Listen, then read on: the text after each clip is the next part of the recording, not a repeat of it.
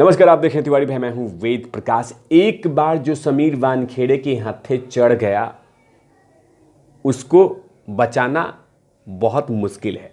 एक बार जो हाथे चढ़ गया उसमें नाम है, अभी फिलहाल में जो आ रहा है वो अनन्या पांडे जी, चक्की पांडे की बेटी।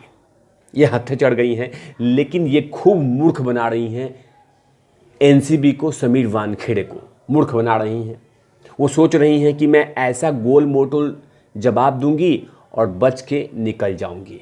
यही हुआ कि लगभग 4 घंटा पूछताछ हुआ, लगभग कई घंटे पूछताछ हुआ और उसके बाद वो निकली तो सोची कि मुझे कोई कॉल नहीं आएगा। लेकिन थोड़ी देर के बाद ये एक बड़ा अपडेट आ रहा है कि एनसीबी ने दोबारा से उनको मंडे के दिन बुला लिया है।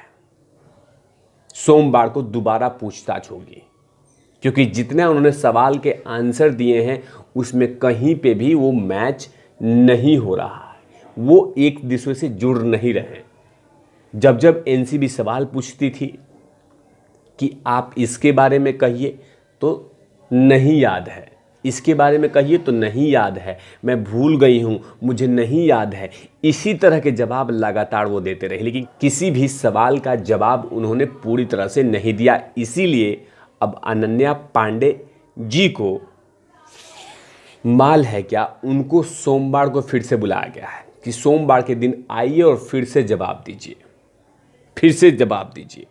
कहीं ना कहीं अनन्या पांडे को ऐसा दिख रहा है कि कहीं मैं आर्यन खान के साथ मैं भी कहीं जेल में तो नहीं जाऊंगी, क्योंकि जो चैट लीक हुआ है, डिजिटल एविडेंस वही लगातार आहट दे रही है।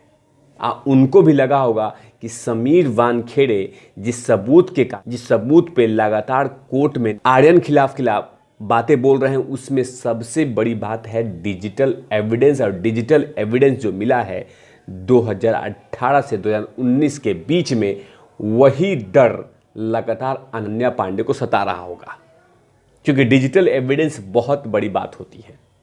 अब वही एविडेंस है कि हाँ, ड्रग्स लेने के लिए चैट हुई थी आर्यन खान के और अनन्या के बीच में। अब वही चीज़, वही लिंक को जोड़ना चाहते हैं, उसी बातों को जोड़ना चाहते हैं। इसीलिए लगातार तीसरी बार पूछताछ करेंगे।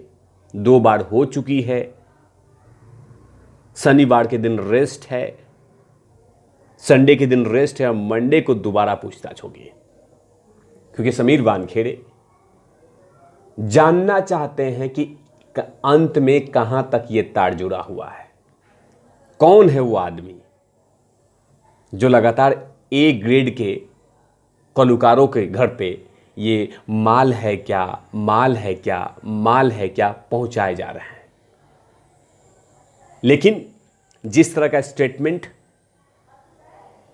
देंगी वैसा ही आर्यन खान के जमानत की बात होगी, क्योंकि कहीं ना कहीं जैसे जैसे बोलेंगी आप वैसे ही लगातार एनसीबी वो कच्चा चिट्ठा रेडी करेगी आर्यन खान के जमानत के लिए।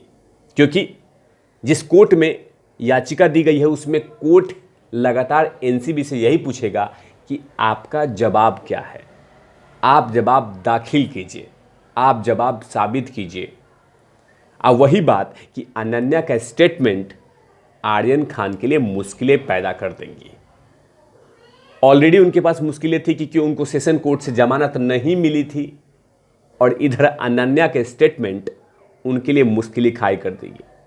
यानी एक तरफ खाई, दूसरी तरफ कुआं, बीच में खड़े हैं आर्यन खान। महंगे से महंगे वकील को यह सोचना मजबूर हो जाएगा कि जो समीर वानखेड़े करना चाहता है, जब प्रूफ करना चाहता है वो साबित कर देगा। क्योंकि जिस तरह से लगातार अनन्या पांडे से बातचीत चल रहा है, पूछताछ चल रहा है, और उसमें बहुत सारे इंफॉर्मेशन बाहर निकल रहे हैं, लेकिन कुछ सवालों के जवाब नहीं है उनके पास। और वही सवालों के जवाब एनसीबी अनन्या पांडे से निकालना चाहती है कि उस सबूत के बारे में आप कहिए। लेकिन जो लोग ये समझ रहे हैं कि अनन्या पांडे बच जाएंगी, ऐसा कहीं पे होता हुआ नजर नहीं आ रहा है। कि सोचिए 2 दिन से पूछताछ हुआ है, लेकिन कहीं पे भी ये नहीं लग रहा है कि हां वो सभी सवालों के जवाब दिए होंगे, क्योंकि जिस लिंक को जोड़ना चाहता है, जिस लिंक को जोड़ रहा है, वो कहीं ना कहीं आर्यन खान के लिए मुश्किलें पैदा करेगी, क्योंकि आर्यन खान के मोबाइल से ही वो जो डिजिटल एविडेंस है उसी के बिहाफ पे अनन्या पांडे से पूछताछ हुआ है, हो रहा है।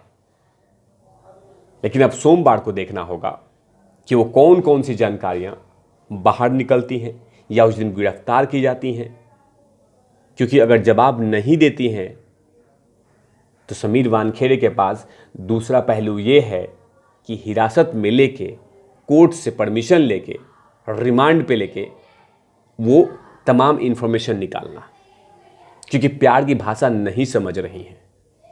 इसीलिए समीर वानखेड़े की टीम, एनसीबी ने उनको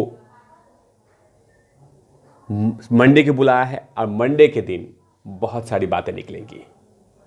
और उस दिन भी अगर कोई स्टेटमेंट देती हैं, खासकर आर्यन खान के खिलाफ या आर्यन से रिलेटेड, तो बहुत सारी बातें होंगी। और इधर एनसीबी ने अनन्या पांडे के मोबाइल को जब्त कर लिया है और कुछ दिन के बाद विस्फोटक खुलासे और भी होंगे, और भी खबरें आएंगी, क्योंकि जिस तरह के लगातार एनसीबी खासकर किसी भी मोबाइल से, गैजेट से जो इन्फॉर्मेशन निकालती है वो सब बिल्कुल ठोस होता है। और उसका जीता जागता उदाहरण आर्यन खान के केस में दिख रहा है।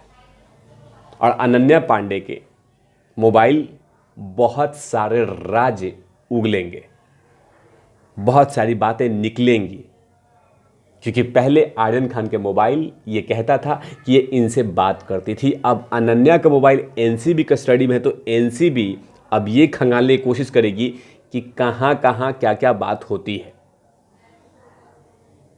और कौन कौन सी बातें होती हैं, क्योंकि चाहेगी कि वो इन्फॉर्मेशन निकाले जिससे उसका केस मजबूत हो। वो सिर्फ काम का काम करे, काम से काम रखेगी। वो देखना चाहेगी कि आखिर अनन्या पांडे क्या इस खेल में शामिल हैं, क्या उन्होंने परमिशन दिया था। इस तरह के ढेरों सवाल एनसीबी के पड़े हुए हैं। इसीलिए एनसीबी पूरी तरह से कोशिश में लगी हुई है कि अनन्या से दोबारा पूछताछ किया जाए। इसीलिए समन दिया गया, और जब तक वो आंसर नहीं दे देती, जब तक वो पूरी तरह से सेटिस्फाइड नहीं हो जाते एनसीबी वाले, तब तक लगातार पूछताछ होगी। और ज़्यादा कुछ करेंगी तो परेशानी तय है, क्योंकि सिर्फ एक चीज़ वो कड़ा संदेश देगा, वो कड़ा संदेश दे रहा होगा, वो है मोबाइल जब्त। और वो है यही चीज़ें आर्यन खान के मामले में हुआ था। तब ये देखना होगा कि सोमवार के दिन वो कौन कौन से राज निकलते हैं। इससे पहले कहाँ पे छापे हो सकते हैं ये कहीं पे भी कंफर्म नहीं है, क्योंकि समीर वानखेड़े का काम करने का तरीका बिल्कुल अलग है। जैसे उन्होंने मन्नत में अपनी टीम को भेज के सर्च कराया था, कुछ भी पॉसिबल है समीर वानखेड़े के रहते। तब तक के लिए आप देखते हैं तिवारी भैया, मैं हूँ वेद प्रकाश, कैमरामैन ध्रुव लाठी के साथ। Over not lovies.